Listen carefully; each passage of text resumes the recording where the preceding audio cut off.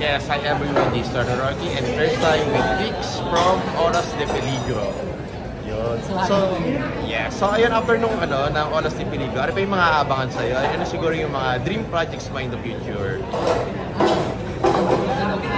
Pagkabang ko sila sa bagong karakter ko na gagampanan sa pelikulang Buruza.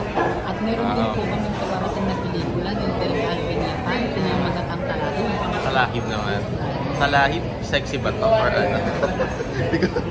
Nandito po tayo sa genre ng thriller. Thriller naman. Ayun, ang aabangan.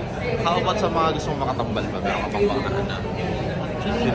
baka sino makatambal mo na marami po interesting na actors na napresent. Pero gusto ko po siguro makatrabaho si Jillian Vicencio. Jillian Vicencio, magaling din yun ng horror, di ba? Oo.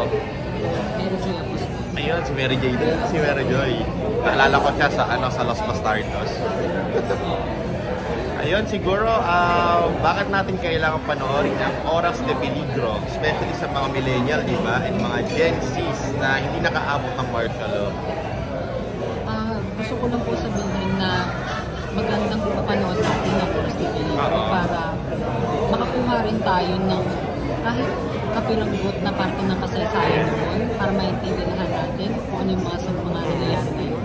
Lalo na sa Pilipinas at syempre may konting politika rin para lang maunawaan natin lahat kung ano yung mga nangyayari at kung ano yung pwede natin magawa sa kinabukasan. Ayun, so thank you kids, and remarkable yung nyo doon. Character niyong dalawa doon ni Dave. So parang kayo yung mga kabataan ng time nung martial law. So thank you and congratulations sa movie. Thank you po sa napanood po.